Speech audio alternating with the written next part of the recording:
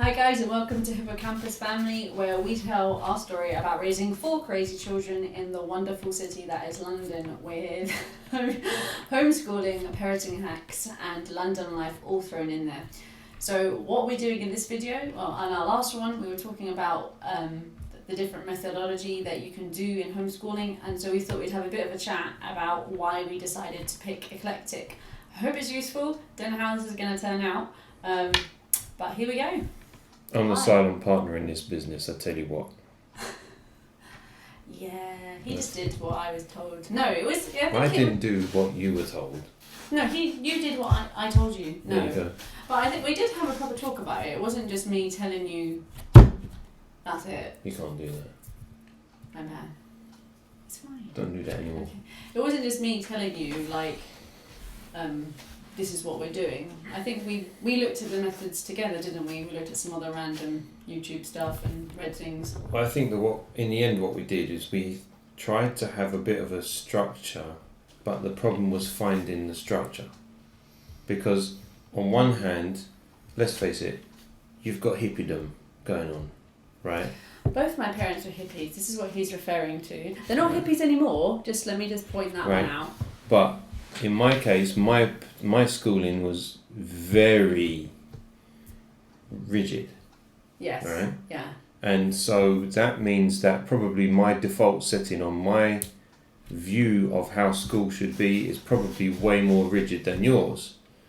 And so, for example, my feeling was actually, I think probably I was flip-flopping all over the place between complete unschooling and very traditional. That's where I think, if I remember correctly, yeah, that's probably... I think so. But then, because of we were very conscious at the beginning that even though I would support Deborah, I wouldn't be doing this because either I would be working from home or out at the office. So, I was relying on Deborah for doing the educational situation here. So, there's a lot of trust going on. You have to... If you're going to take these steps and you're not going to both be involved 100%, like sharing 50-50 the educational responsibilities, then there's a lot of trust involved. Although thankfully I can trust what you can do. So, Yeah, I think I went to a state school, so I was in massive classes, whereas your classes were a lot smaller because you were in a different system. My class sizes were maybe 10. Or 12, but even within that, it was individualised learning anyway, so it was very different. Which I think that sort of must have influenced you, because even though your schooling was very structured, it was still very personal to you, whereas my schooling was just, I followed a national curriculum and then sort of got the grades wherever you just land where you land and hope you get a good teacher. Yeah, I think that the difference is with the structure, the system that I was in, I was less nervous of starting homeschooling because of the individualised learning thing, I think, at the beginning. But that doesn't mean that I was just being blasé about it. No, I think it's a big decision to go into homeschooling. It's not something you can just...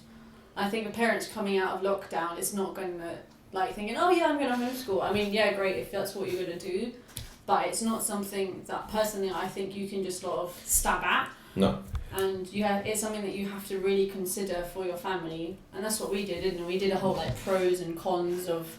Yeah, there's loads of things to consider. Like, for example, lockdown is one thing. So I think parents are used to the idea of being with their children and seeing the growth. We've seen the growth of our young children, even though we're used to having homeschooling. Because of lockdown, I've been at home more often. So that means that I have seen, particularly on our youngest child, loads of growth and loads of language come up within 3 months. I've seen a lot, which is way more than I would normally see because I'm at the office, you see. Yeah, I think because we have the different ages, we've got 4 kids, they're all roughly 2 years apart. Because of that was one of the reasons we went eclectic, because after research, it was how are we going to teach history to a 9-year-old and a 7-year-old, and a national curriculum, for example, they're going to be doing... They would be totally separated. They're the subjects are separated. I'm how am I supposed to teach history to 4 different children, and not a 2-year-old, but how am I going to do but she wants to get involved. She wants to get involved. And like, how was I going to do that? When I discovered unit studies, it was like, yes. And when I was in school, I actually remember doing topics. Like, you had a topic that you did for I don't know how long, and you would do these other things. And that was something that I really liked.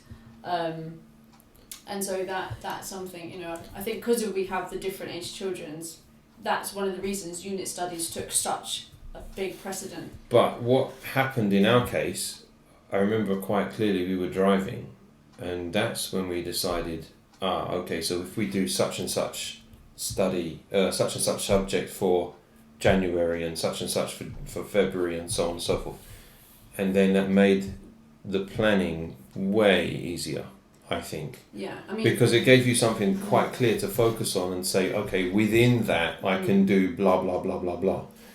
And that took, it took a lot of pressure off me anyway, because I didn't know how I didn't know how to contribute. Yeah, I think that must have been probably quite awkward for you. But it's not like I didn't just like, I came up with ideas and ran it past him, because I think it's a bit, if as a family, if you're going to embark on homeschooling, it's all of you. It's all of you, and it should be. And if you're in a situation where you want to homeschool your family and not homeschool your children, and not all members of your family on board, I think that then that's a difficult position, and I really rate you for trying to step into this, if that's really what you want to do. Okay. So do you mean the adult family? Yeah. Or okay, because what I wanted to check was, are you giving children the power to choose whether or not they do homeschooling? Well, I think probably some families will do that, but we didn't. We just sort of, but it was a bit different because our kids' school was closing, and so we needed to look at a different pathway anyway. Like in terms of planning, we decided to do mostly unit studies, but eclectic. I think we did pretty much all of them, pretty much. I mean, like Charlotte Mason, we did. We actually did tried a lot of nature things, but no, I think we should pretty much say that we ignored the majority of Charlotte Mason's method. Mostly, sort of, in a way. But there are things that we stick to in our lives anyhow, because spirituality and religion and all that kind of stuff are included in the Charlotte Mason method, right? Because you're trying to teach your children morals and morality and character building is a big part of that method, and so in that sense we did follow that. Out of all of them, that's probably the one we did the least. Yeah, I think so. But there is some really good stuff. I mean, when I was researching it, there's so much good things. We got the book, but and we didn't go too far in the book. People really follow Charlotte Mason, and apparently it does wonders. It just wasn't something that we decided to pursue. Okay, one of the reasons that we stumbled a bit, I think, is because it wants the children to be reading already. Is that not so? No. You can do it from an earlier age, and I think it goes up. But it's also, if you've got... I didn't personally know how I was going to do it with 4 different age children. That makes sense. So, our oldest one is... When we started homeschooling, she was already a fluent reader. She could read chapter books already, whereas our second, Rubens, our second child, he had just finished learning how to read, if that makes sense, and so he was still a bit iffy. So, I didn't really know how I was supposed to pursue that in terms of all of them. But I do think, in terms of unschooling, did we do that? To some extent. Well, yeah, because your default setting is unschooling. Let's be honest. If by at least by comparison to me, yours is unschooling. I think we had elements of it. I wouldn't say we're an unschooling family. No. I've met unschooling families, and obviously each family is different. But when I've heard about you going to different places and meeting different people, listen, we're not condemning anybody. Every family is different. But when you have a comparison between what you do and what you see other people do, then you say, wow, that's different from us. Yeah. That's what it is. So, and then you can have, this is what we're going to say. I think, yes, eclectic worked for us. Yeah, with a heavy lean on unit studies. Yeah, that's right. But I think the key thing is to start and commit to something. If you're gonna do it, commit to something, even if you're gonna make mistakes or change. That's fine. You need to instead of jumping around everywhere at the beginning, start with something. Yeah, and then find your way. I agree. I think like when you're first starting, there's like 1,000,000,001 curriculum choices. And like you'll have people and they'll try and sell you like £100 worth of curriculum, and I was looking at that. I'm like, what if you don't like it? And so it's quite a commitment, isn't it? It is quite a commitment, and I think. And there are other things that you could spend that 100 on that could really you could see like, okay, top tip we think is a good one is to get involved with the National Trust. Yeah, right. Actually. For example, because there's not much money per We're month. not sponsored. Yeah. But if you guys want to like. But to be honest, if you look at the National Trust, it's what £10-ish per month for our size family. That's like £10 a month. And so, what was really good about that was you can go to loads of different places for free. You can park for free. Yeah. And unlimited times. So as long as you've got somewhere to go, you could literally go repeatedly, day by day by day by day by day, and that's fine. Yeah, and I think it's educational as well. Interesting places too. And we haven't even used all the London ones. We've sort of done more Essex than London, and we're doing a London channel. But we're going to do some more London National Trust visits, hopefully, when this all locked down. So, and there are activity days and all that kind of stuff. I mean, the thing is, what I wanted to say about the practical stuff coming out of lockdown, because we're not going to be out of lockdown for a long time, probably. Not truly out of lockdown.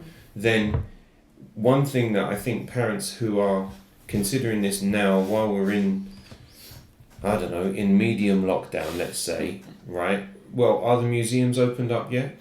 I think some of them are opening up in like August, but you have to like book in advance. I know with Natural History Museum, which obviously are boys who are obsessed with dinosaurs, they open I think on August the 4th, 5th. Okay. Anyway, but you have to book in advance. There's a free ticket still, but then you have like a slotted time frame. So things like coming out of lockdown, the reality is in September, it might not be that different from the middle of June. Yeah, I mean, it depends on what you would want to do. And I mean, McDonald's is opened up, so that's handy. But still go to the drive-through. But treat time. But the point is that parents that may be tired in lockdown. It's not the same. It's really not the same. I mean, we did homeschooling. So since September. So from September up until lockdown was end of March. Yeah. It was a learning curve, no doubt, but it was so much different from from lockdown. Yeah. Because I mean, we went on trips. I mean, part of our planning, and when we were looking at like eclectic in the styles, was we wanted to utilize our city. We have like being in London. There's so much cool stuff, and we're really fortunate that my dad is basically retired, but he's also like. As a London nerd. He's a London nerd, and he loves to look at. He's up for anything. So, while he's in the office, he comes on trips. Or he went on trips because lockdown. But we went to so many museums. We went on walks. We went loads of different places, and then lockdown happened, and we had all these great plans, and it was like, oh. Okay, so something that we shouldn't ignore about this whole system, homeschooling thing, is that we have gone to some cool places for cheap money because we're not in the normal school term situation. Yeah. Right? So, for example, we went to Jurassic Coast, which was way cheaper than... So much cheaper. We'll talk about that in a minute, because I think because we used some traditional, but like we did not stick to term times really. We went like Aaron was saying, we went away for a week. We were planning to go away for a week again when the middle of... It was educational. It was educational. We were doing Vikings. We were going to go see where the Vikings... Oh man, that would have been so cool. We were going to go see where the Vikings landed in England in the first place, but obviously lockdown happened. But yeah, in terms of using traditional, we didn't stick to your 9 to 3. We finished our school day at like 2:00 mostly. we'd also take sometimes educational trips and things like that at the weekend when he was off, or he would book a day off and we'd take a whole day. It would be an entire trip to wherever we were going. I think as well though, what happens is, well, in homeschooling, I think it becomes a case of household learning. And what I mean is, you don't just do learning from say 9:30 until 2:00 or whatever your normal routine is. It becomes a case of a lot of explaining. So you're not finished your school day until they go to sleep. In a way, it's a bit like being self-employed because if you're self-employed, what happens is you never fully stop working. So you pick up your phone and you're already checking your emails and stuff. And the same is when you've got your kids with you, then they'll ask a question. The natural thing is to answer that question or answer the question with a question to get them to think. Yeah. And so there's a lot of that takes place. It's tiring, but it's good habits. I think in that way we did sort of lean on some classical as well, because we were trying to teach logic, because logic is so important. Yeah. And so I think we really did sort of. We probably touched everywhere except for Charlotte Mason. Yeah. But I'm just looking at the list that's on the board. I think that the one. Okay, my youngest child is 2 years old, right? Yeah. So she understands that when you press the button, coffee will come out of the machine. This is logic. Right? But it's also cause and effect, right? Yeah. So you're setting the child up for reliable results in consequence, aren't you? Yeah. So, and that's nice, that sort of thing, and it's basically interaction with the children all the time. Yeah, and I think it's life is education. Do you know what I mean? Yeah. Education is life. It doesn't stop at 3:00. It doesn't. Even if you're looking at this and you're sort of contemplating homeschooling, home educating, whatever you want to call it, and you get to September and you're like, actually, I'm not ready to plunge into this yet. But the thing, if you just take that life is education and your child's education does not stop at 3:15 when they leave their teacher's classroom, when they're walking down the road with you and they point to a bug and they're like, what's that? And you're like, it's a ladybird. Yeah. That's education. You're teaching, you're imparting knowledge, you're agree with imparting wisdom, whatever that may be, And the other thing, that's really are important. we doing tips now? We're sort of supposed to be doing why we picked eclectic. One of the reasons that we're doing it, that we picked eclectic Because this is what we do. is because of what we do. But also, playing is learning as well. And so we're quite conscious that all of these things actually, to be honest, you can't really stay to this fits that. You can't really stay with one system and be complete, can you? I don't think, even in schooling, they don't stick to one complete system. Although they do sort of, play is learning until you get to year 2 and then it's not learning anymore. It's true. I don't understand. It's true, I don't understand. I mean, Lego can be learning. I mean, you're learning structure, you're learning consequence. If something falls on it, then it breaks. Well, why did it break? All that kind of stuff. And math and everything. Yeah, and, I mean, we actually did Lego models of ocean layers. That's true. And probably Viking ships as well. Yeah. Oh, you did some nice topics actually as well this year. We did, we really did a lot of units. We had a unit per month. I think you should go through on that in another video just to say what we did. We'll do another video on planning, because that was a lot of work. But this is the thing, right, is that my brain likes to have a routine systemised thing. And sometimes for other people that be like, oh, no thank you. I mean, I think I hate lesson planning. Yeah, well, I don't mind it. So, but if I have the time, if I've got screaming children around me, that doesn't work. Yeah. So we sort of took there you out go. Time. So there's not a top tip. This is what we tried to do.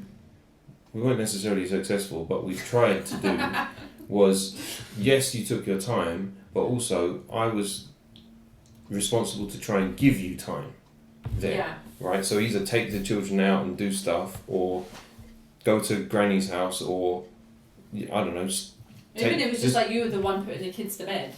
Yeah, all of those sort of things that sort of gave you a bit more brain space for you to plan. Because this is the thing, I could have suggested all of the different things that would have been so cool, and there were lots of things that I thought were cool, but not appropriate for you to deal with.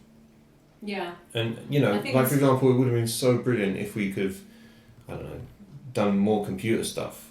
iPads and everything are great, but I wanted them to be more nerdy this year, but that didn't work out. Although they are able to use trackpad quite fluently now. And a mouse. They weren't able to do that at the beginning, which just sounds like really basic.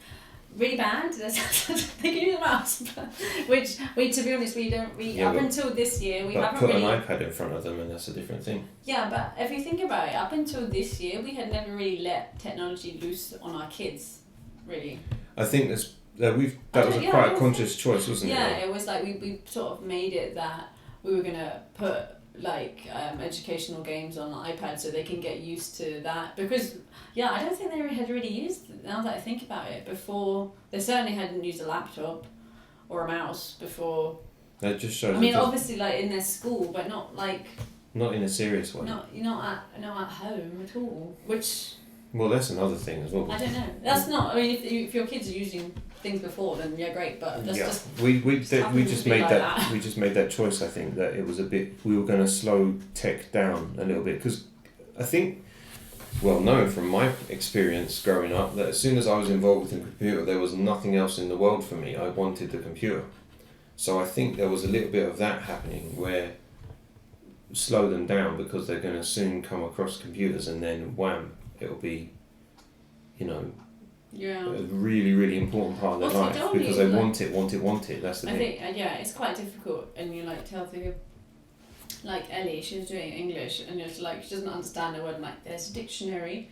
Like, can't you just do it on your phone? It's like. Oh, okay. You don't want them to lose that skill. That skill of how, which just maybe it's like, is that skill going to die out? But then I don't know. That's sort of a tricky one. But like, I want them to have that skill of being able to use a physical dictionary, because it's also just teaching patience. I mean, just turn the pages. But I mean, okay. So for comparison, right? When I was coming up and I was learning how to use the computer and all the programs that I use and stuff, I know it's my natural thing, whatever. But that was before YouTube, and that meant that there was no tutorials online. It was literally buy a book, learn the book, and do it. Now the thing is, I'm not decrying YouTube because we're doing it, but what I'm saying is, at the time, there wasn't a better way to learn. I had to do it that way. But now the knowledge that I gained on those topics at the time was so thorough, because I had to know for myself rather than just being shown. Yeah, it's quite a difficult one, because.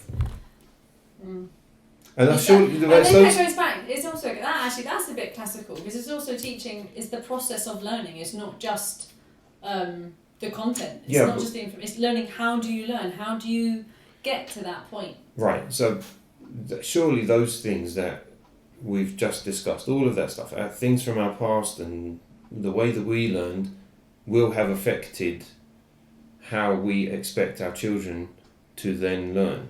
Yeah. And on one hand, I suppose you're going to have to balance out, well, how do we think that one child will learn as opposed to another, which we've had to do this year as well. Yeah. But also I particularly, I think, have this kind of idea of more of a rigid method, because my method was more rigid than yours. I mean, for goodness sake, man, I'm older than you. So... I have my youth. But, so you see... So because of my educational system was a little bit earlier than Deborah's, that meant that my learning, enforced learning... I had a computer in my classroom. Yeah, it was there. I had like 2 programs for a while. but it was there. But, hold on a minute. It was massive. It was like huge. We had the BBC such and such computer with a little green frog on it, and it was rubbish. Mine was in colour. I'm just going to put that on. No, mine was in black and green. I don't think I've ever used one. We have an age difference. Anyway, it's fine. We love each other. Anyway. We would do a video what it's like to have an age gap when you're married. Suddenly our educational channel turns into a lifestyle video. Oh man. But anyway, where were we? It was more a case of like, the things that influenced us. Like, I had more enforced learning probably than you, I should imagine. To an extent, but then I had it where it's your whole education, it results in a 3-hour exam, whereas your education was I have a problem with that. I do have a problem with that. So, where it might have been a lot more structured your day, but all of my curriculum was based. I mean, well, you were running towards a test the whole time. Yeah, I mean, I had a test. I had a politics teacher, and he was almost sneaking in papers because it wasn't about this. On the syllabus, was it? It wasn't on the syllabus, and so this philosopher guy from like the 4th century, and it was so relevant to what we were learning about, but because it wasn't on the curriculum, it was almost like, it felt like he was like sneaking these papers in. This guy's really good, guys, have a look. Can you imagine contraband education? But so while yours was a lot more, your physical day was a lot more like honed in, mine was a lot more like your education is a 3-hour exam that culminates all of your studies of history or science or whatever culminates in a 3-hour exam. I do struggle with that idea, because the system that I was in was bite-sized tests, and you get the average score of the tests as you carry along, which I actually think it worked for me. Let's put it that way. It worked for me. I think with this is that although eclectics work for us, it's not necessarily going to work for every family. Like, and even within that, we had unit studies for certain subjects for all basically everything other than math and English. Yeah, that's true. But math and English was individualised. The 9-year-old was doing different work to our 6 and to our 4-year-old. But that was sort of traditional in that respect, wasn't it? You know what I mean? You had math and English time. Yeah, but it wasn't me standing there saying 2 + 2 = 4. It was they had their individual work, and then when they needed help, I helped them. It wasn't, apart from the 4-year-old. Yeah, so was like, what is it? You had like a morning thing where it was sort of relaxing into the day, easing into the day, then to a point. Then you had your traditional paper-based stuff, and then you had topic stuff, I think right? it sort of changed throughout the year, and I think that's the other thing is that it's to be flexible. Maybe like at the beginning of the year, you could think, oh, I really want to do unit studies, but maybe if that doesn't work for your kids, then change it. I think it's a good, what you were saying earlier, to have something, don't just be like, yeah, okay guys, on like September the 7th, and be like, okay, yeah, we're going to do homeschooling. And then your kid's like, yeah, alright mum, what are we doing now? Alright dad, you got a plan there? But kids want to know what's happening next. They don't want like this sort of... Yeah, I mean, we didn't exactly hold a consultation with them, but we did let them know at some point. I can't remember when. We had to make the decision too, though. We had to actually decide, because it was going to be a case of, alright, do we do this, do we do that? And then, like you said, we did these pros and cons, and then eventually we're like, do you know what? Bite the bullet and let's do it. We'll do another video, pros and cons of... Yeah, I think that's a good idea, because, I mean, for us, we weighed it, and then we thought, you know what, this could be a great opportunity. So that was we'll really do another key. video on like what the different sides were, but yeah, I think that's basically why we picked eclectic, because it made the most sense based on our backgrounds and sort of what we wanted the kids to pursue. I think also I didn't want them to be fixed to like, I wanted them to have a broader knowledge. Like, I knew I wasn't going to go super, like at primary school age, I wasn't going to go super deep into things, but I wanted them to have like a more general, broader knowledge of things. Yeah. And so, I mean, we covered 11 different subjects. No, yeah, but it was a subject per month though, so it's not, it wasn't particularly... you could go different. But do you know what I mean? But we did like ancient civilizations. We did the Egyptians, but we also did the ocean, and we did the senses, and we did Japan, which looked at samurai, but also looked at anime. So it wasn't. Yeah, but I mean, you can't. It was quite broad, but not deep, really. But it's primary school level, so we didn't really exactly. expect. So you couldn't say, oh well, at the end of this, they're going to be. At the end of that particular topic, they're going to have some really deep knowledge about the whole thing. It wouldn't work like that. I guess in that way we also did classical, because I made a point of saying to them, especially our older one, because she's one of those kids who hears one information and thinks she knows all things. But I was like, this is not everything there is to learn about, say, the Vikings. She was like super interested in Lagertha. She wanted to know everything about her, but know everything about her is appropriate for a 9-year-old, so you're not going to go into everything, in my opinion. Do you see that? There's another thing that we can discuss later on, I suppose, but just because you've covered it now doesn't mean that you couldn't cover it again. Exactly. I think if we were to do the same topics again, I definitely would want to do Vikings again when they're older. Yeah. Also, we were going to go to Linda's farm. Yeah, that would be, I still think we should go at some point. Yeah. I actually do. I think I'd also would do dinosaurs again, actually. Really? I actually really enjoyed dinosaurs. I can't be bothered with dinosaurs. I can't be bothered with dinosaurs. Our boys really like dinosaurs, so that was our first topic. They do not take after their dad on that one. I tell you what, I don't really care for dinosaurs. I don't want to watch Jurassic Park. All of that, I don't care. But I don't know if Jurassic Park is fully accurate. No, it doesn't matter. It's just about dinosaurs. I'm just not particularly interested. Yeah. But then you knew the kids were interested, and that's why we just sort of ran with it. Yeah, got sunburn. So. Anyway, so I really hope that this has been useful. I don't know, you might have learned something about why we chose to go. Maybe they learned more about us than what we did. But anyway, we went eclectic. So if you decide to do homeschooling or home education, whatever one you want to call it, let us know in the comments what you went for. So, all right, guys, see you later. Take care. Bye.